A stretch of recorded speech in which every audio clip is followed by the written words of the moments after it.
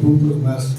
Uno muy breve: estas nuevas cosas que están saliendo en Suiza han sido inmediatamente rechazadas y criticadas por las sociedades científicas como la Sociedad de Neurociencias, que ha tenido muchísimo cuidado en establecer reglas para el uso de animales de experimentación. Y justamente esta sociedad ha criticado este tipo de reglamentos nuevos que están surgiendo ahora en Suiza. Y el tercer punto que quiero hacer es, bueno, ¿hasta dónde empieza entonces la vida de los animales? ¿En un virus? ¿En una bacteria? ¿En vertebrados? ¿Hasta qué punto vertebrados? ¿En serpientes? ¿En ranas? ¿En peces? ¿O extendemos la dignidad, como decía ahorita Francisco, con el cual yo estoy en desacuerdo? Pues hagamos todo digno entonces, ¿no? Entonces la piedra también tiene que ser digna, y entonces caemos en estas historias, ¿cómo se llama? Lo de que todo el mundo es una sola unidad. ¿Cómo es eso, Francisco? Que todo el universo es una unidad viva. Hay una palabra, ¿no? Entonces vamos, caigamos en esto, y entonces resulta que todo es tan digno que no podemos entonces tratar a nadie de manera, ni a nada de manera diferente. Le pasan por favor a Ingrid el micrófono. Y después está el compañero Patricio y la compañera, y yo creo que hasta allí nos va a dar. Bueno, para mí, como es un comentario, porque dijeron nada más preguntas, para mí es más fácil entender la dignidad relacionada con los derechos humanos. O sea, el conjunto de derechos humanos es el reconocimiento de la dignidad del ser humano. Y tenemos, por ejemplo, el derecho a la vida, el derecho a la integridad física, el derecho a la no discriminación y una serie de derechos que son muy importantes. En cuanto a la autonomía, creo que ha habido una evolución en el derecho. En un principio, las personas que no tenían autonomía no se les reconoce incluso capacidad jurídica para actuar en derecho. Sin embargo, esta idea del discapaz mental afortunadamente ha ido evolucionando. Desde los años 80 del siglo pasado ha habido un movimiento para el reconocimiento de los derechos de estas personas con cierta discapacidad mental. Y afortunadamente ya tenemos una convención internacional sobre los derechos de las personas con discapacidad, que se refiere especialmente a las personas con discapacidad mental. Y algo muy interesante que dice esta convención es que hay que graduar esta discapacidad mental. Creo que, y estoy de acuerdo con Ricardo, que no puedes tratar al anencefálico igual que el que tiene una enfermedad de Alzheimer. Ni siquiera debes de tratar igual a los que padecen una enfermedad de Alzheimer cuando empieza a la mitad o al final. Porque al principio un enfermo de Alzheimer pues, se le puede olvidar cómo llegar a un lugar, no tiene noción de se olvida de ciertos acontecimientos de su vida. No lo puedes tratar igual que al final de esa enfermedad, cuando no se acuerda ni de su nombre. Y de acuerdo con esta graduación de la discapacidad viene el reconocimiento de su autonomía. O sea, a la discapacidad mental por un lado se le debe de proteger, pero hasta en la medida de lo posible debe de reconocérsele esa autonomía y protegerla. Y es por eso la tendencia que hay internacional de poder graduar esa autonomía y de que haya distintas figuras protectoras de la discapacidad mental. No en todos casos los vas a anular y a descalificar, sino que puedes asistirlo para que tenga un mayor grado de autonomía hasta que ya desafortunadamente llegara a tener necesidad de una representación. Bueno, esto era mi comentario. Gracias. Gracias.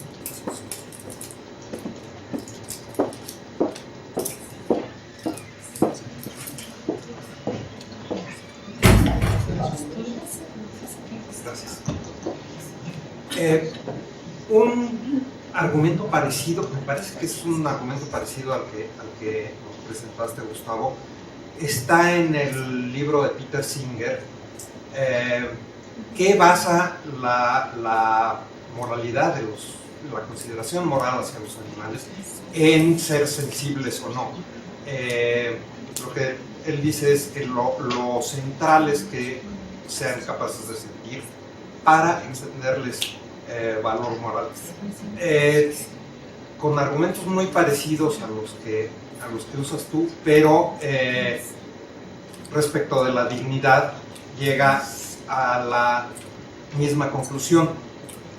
Pero a mí siempre me ha parecido insuficiente aquel argumento de Singer, porque me parece que ignora un hecho que es innegable, y es que hay una diferencia moral entre seres humanos y el resto de los animales. Es decir, tú mismo dijiste, tal vez estos animales no sean sustantivamente libres, sustantivamente autónomos. Bueno, esa diferencia me parece central. Por ejemplo, ¿por qué no juzgamos mal a un tigre que mata a un antílope? No de la manera más eficiente para matarlo, sino que él juega con él, lo hace sufrir bastantito, deja que se desangre y al final se lo come. No hay un juicio moral respecto de ese comportamiento. En cambio, sí habría un juicio moral respecto a una persona que se comportara de la misma manera. ¿Cuál es la diferencia? Sí hay una calidad moral en las personas que en los animales no está, y que es relevante para la última pregunta que planteas. ¿Cuál es? ¿Por qué no le vamos a extender a los animales la misma consideración moral? Poniéndola de cabeza, ¿por qué vamos a juzgar a los animales de la misma manera que nos juzgamos a nosotros? Pedimos que sean breves para que los ponentes puedan dar una respuesta antes de pasar al receso para comer. Disfruté mucho todas las pláticas, creo que dio toda la vuelta y acabamos en el mismo punto. Dignidad sigue siendo un término relativo a una serie de posturas, y sin embargo me surgió la idea y quería su opinión de los tres acerca de la posibilidad de introducir a cierta teoría, por llamarla así, gradualista en cuanto a la dignidad, lo cual no nos saca, me parece, del problema, porque seguimos teniendo que hablar con especificación de qué tipo de dignidad estamos hablando, y finalmente como que no nos conviene estar usando el término de dignidad. O sea, hay dignidades, hay situaciones que son más dignas que otras, de acuerdo a la serie de circunstancias que establecieron desde el bebé anencefálico, el síndrome de Down, el paciente parapléjico, que es muy distinto que un paciente que ha sufrido demencia, porque parece que todo se reduce a una actividad cerebral íntegra. Si no existe actividad cerebral íntegra de cualquier tipo en animales o no, y esa era un poquito la diferencia con lo que comentó Rubén, de si las cucarachas entraban también o no en esta situación, siendo animales, o del reino animal, pues. Y creo que esa es mi pregunta principal, ¿no? ¿Vale la pena eso? O como mucha gente piensa, ahorita no puedo hacer referencia a agentes específicos, de que todo deriva más bien de la responsabilidad que tenemos nosotros los humanos para las demás cosas, para nosotros mismos, pero para otros humanos disminuidos en sus capacidades, y para otros miembros de la naturaleza, no nada más a los animales, sino el resto global de la naturaleza. Son las dos cosas, el gradualismo existe, o más bien nosotros somos responsables de ellos y de respetar la dignidad, porque esa es la que nos debemos a nosotros mismos.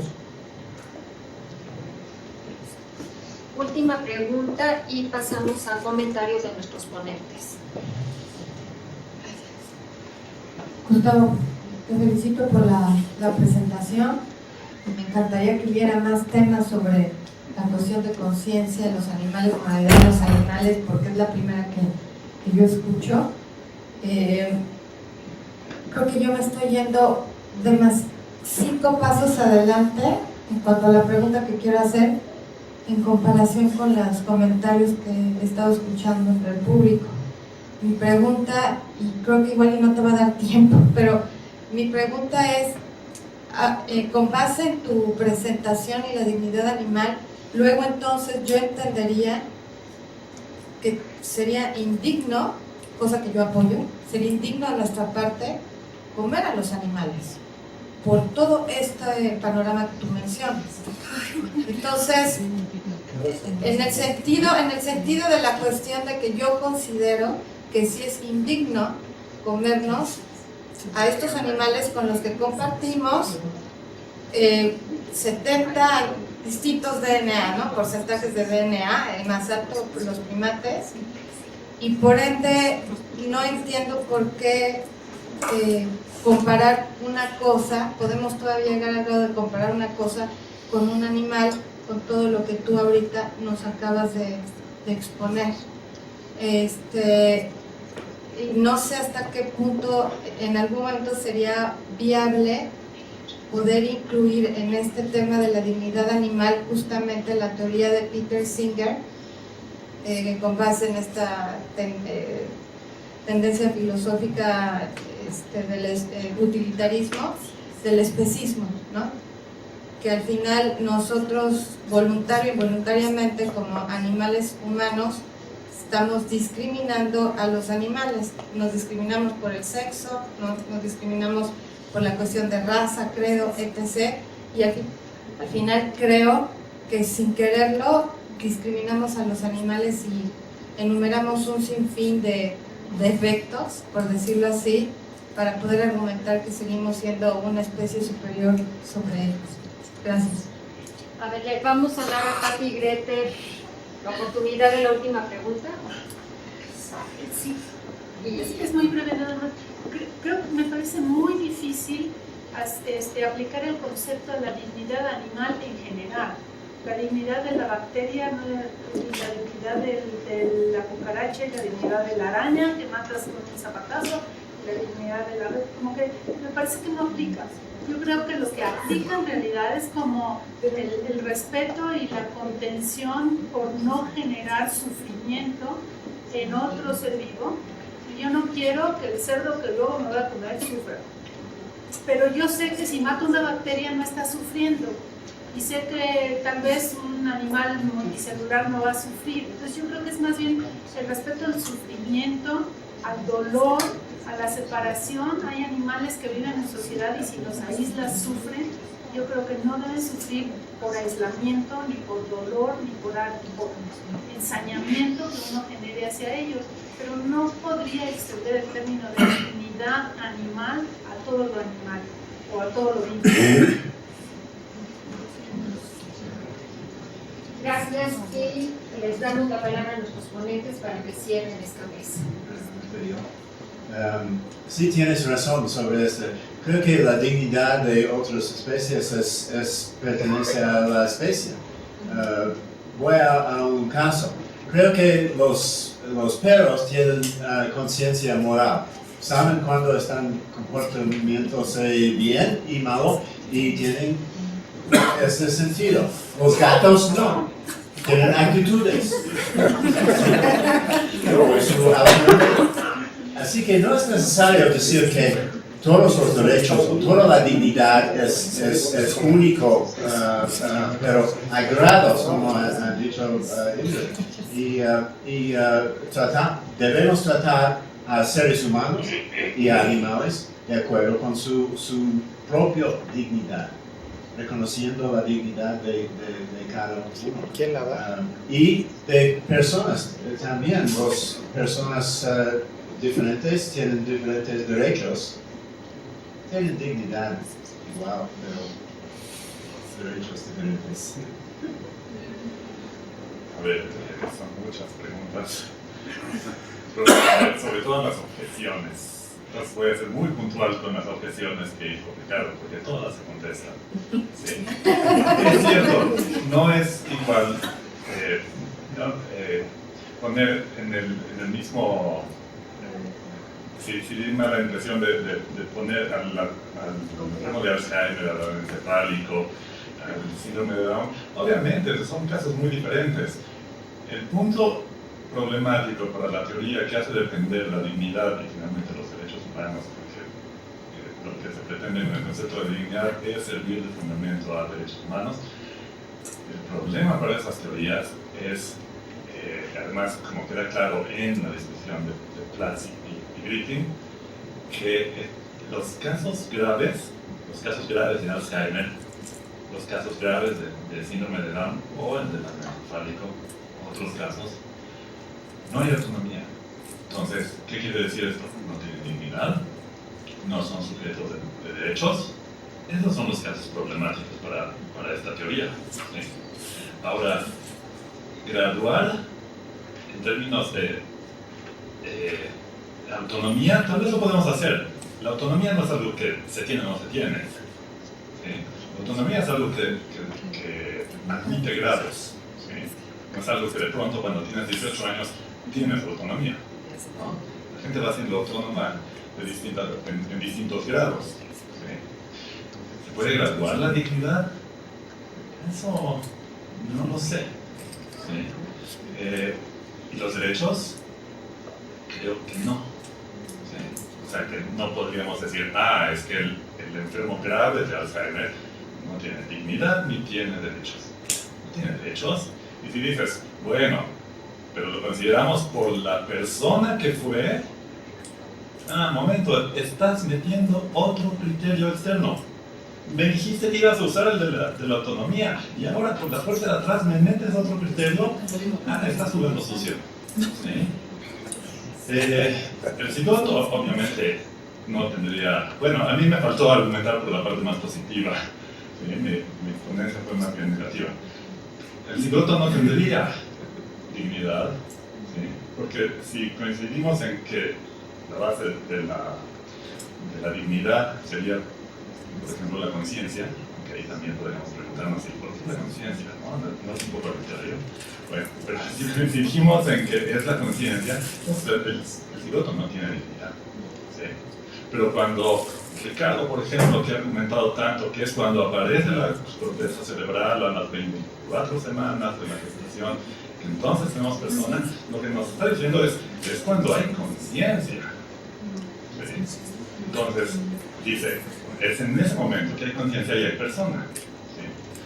Bueno, entonces la base para atribuir dignidad sería esa. Entonces no entra ni el cigoto, ni entran las cucarachas, ni entran las bacterias. ¿Sí? Por eso dije, me enfoco a los animales conscientes. ¿Sí? Tomemos a los vertebrados nada más, pero puede haber otros, ¿no? Los pulpos, tal vez. Esto que se discute de la legislación suiza, sí, tiene que ver con la preocupación por la investigación animal. Okay. Yo creo que cada caso es distinto. El caso por ejemplo, de uso de animales en espectáculos debería tener una justificación para permitirse. Creo que ese caso no lo tiene. ¿Sí? El caso de animales de producción para comer, ese es más cuestionable. ¿Sí? Yo coincido en que sería lo moralmente deseable, ¿sí? Por lo menos que la gente dejara de comer animales que provienen de contextos en los que estos han sufrido. ¿Sí? Y que la gente debería de ser más consciente en qué es lo que se está comiendo y de dónde viene lo que se está comiendo, ¿no? O sea, si yo comiera carne, diría, bueno, si este pobre animal viene de un contexto donde pasó una vida miserable, encerrado en una jaula, etc., yo me estoy haciendo cómplice de eso. No quiero que eso suceda, entonces no lo hago. ¿Sí? El caso de la investigación animal, me parece que ahí tiene que haber justificación. creo que la puede haber, ¿sí? Pero si queremos que haya una justificación lo suficientemente sólida para que nos diga en qué condiciones se van a emplear animales para investigación, ¿sí? Y con qué fines, ¿sí? Que no sea, por ejemplo, en experimentos que son redundantes o cosas así, ¿sí? Ahora, esto de las relaciones morales entre animales, no, la dignidad es un concepto que vamos a usar los humanos para nuestra relación entre humanos y hacia los animales. No pretendemos que el león que se come al jabalí tenga consideraciones morales al hacerlo. No, aplica en nuestro trato hacia ellos. ¿Sí? Creo que he respondido más o menos a las objeciones. ¿Sí? No estoy pretendiendo emplear el concepto de dignidad para que influya a las piedras o al ecosistema, etcétera, o incluso a las cucarachas, ¿no? Creo que hay otras razones que no tienen que ver con dignidad, ni autonomía, ni nada de esto, para tener un trato, para tener consideración moral hacia otros seres vivos, ¿no? Hacia los árboles, etcétera, ¿sí? No en términos de dignidad, sino tal vez en términos utilitaristas. Sí, muy brevemente con Bob Hall, la metafísica que he tratado de proponer en el texto es descriptiva totalmente, no es una metafísica principalista desde el punto de vista que creo que tú la estás entendiendo. Por eso mi énfasis en poner el tema de la crueldad, de la humillación y de las necesidades básicas. Pero no estoy pensando en ningún concepto metafísico que pudiera servir de base hacia una pretendida metafísica principalista tipo Become Childress.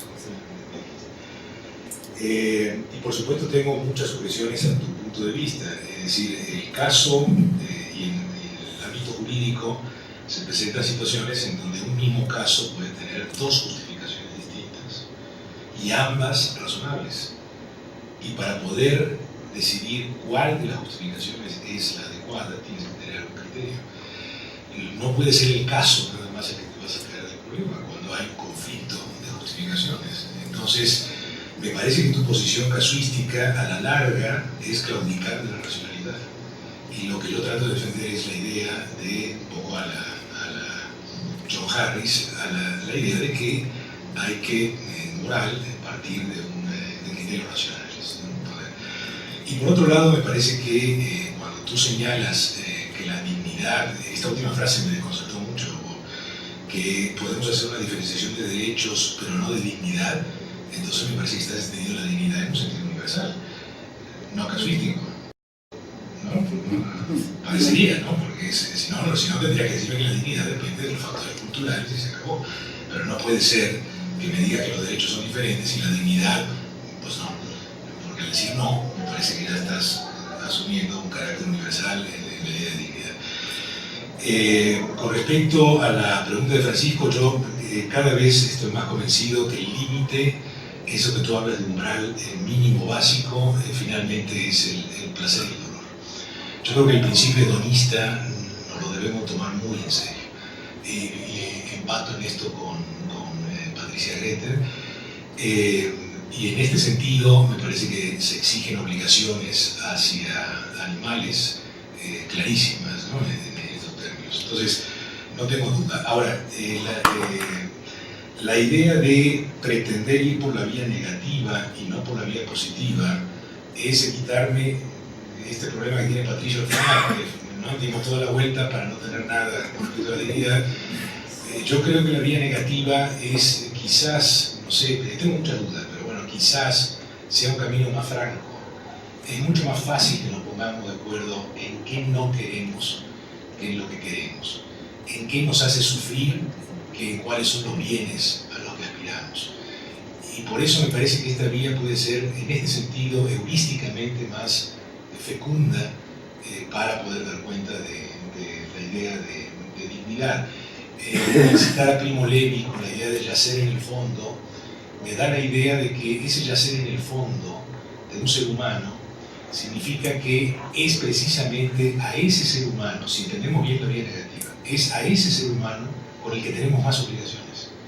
Es ese ser humano con el que los derechos se manifiestan de una manera mucho más prístina, más clara.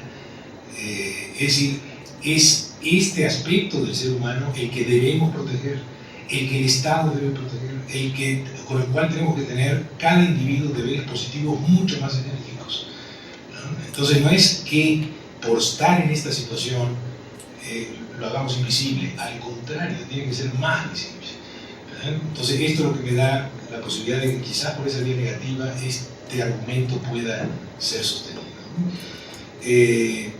Y yo sí, una cosa que estaría de acuerdo con Ricardo es que hay casos fáciles y difíciles. A ver, los casos fáciles me parece que tienen que ver con el cigoto, con el anencefálico, con la persona que está, o el sujeto que está en estado terminal vegetativo. Es decir que son dignos me parece que es una retórica que no nos sirve de nada. Simplemente no son seres humanos, no son personas, tienen vida humana si quieren, pero no podemos hablar ahí de dignidad.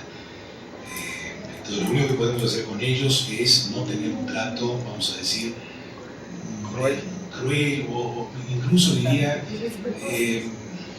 tratar de no ensañarnos, digamos, ¿no? Y respetuoso. No ensañarnos. Pero en esas situaciones de zona de penumbra, vuelvo al argumento que le daba Patricio, es precisamente con los más vulnerables donde yo diría que los derechos se reflejan con más necesidad. Muchas gracias. Nina, permíteme un comentario que quisiera hacer antes de irnos a comer. Lo debo haber dicho antes, pero creo que hay que tener mucho cuidado cuando se habla de conciencia, porque hay lo que en inglés se llama awareness, que es sensación de dolor y todas estas cosas, y la conciencia, la autoconciencia, el yo, la conciencia del yo, y ahí sí yo no creo que los animales la tengan. Es discutible, pero hasta donde yo sé, creo que no la tienen. Tenemos y eso es un una rato diferencia largo fundamental entre el ser humano y otros animales.